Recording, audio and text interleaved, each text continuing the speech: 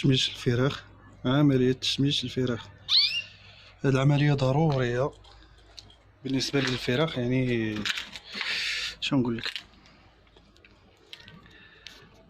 ميزة من ميزات الحياة ديال الفراخ، وبالنسبة للصحة ديالهم فلازم تشميش ولو مرة في السيمانة، راه مزيان. تطير كتحس بيه ناشط فرحان.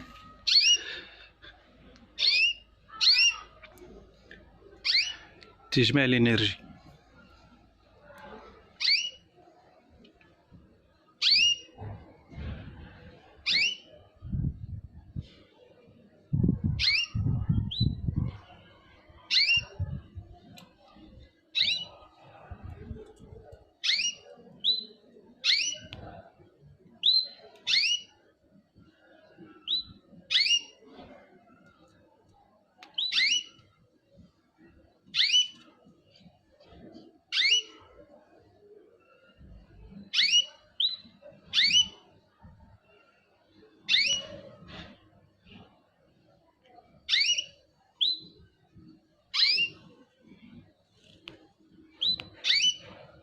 لاحظوا التصرفات ديال الطيور مع الشمس.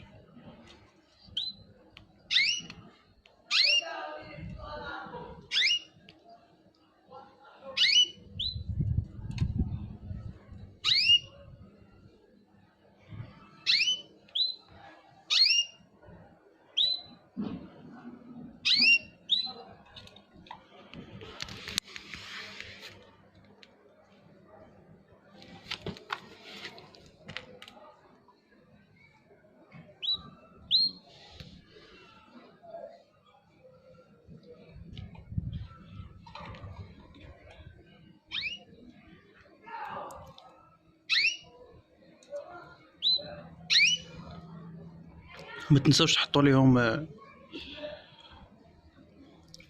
شي طاسه ديال الماء باش الا بغى يذوبشوا ولا هذا يلقاو الماء عندهم، مع المراعاة للوقت ديال التشميس باش ما يضربش الطير، ما يمرضش.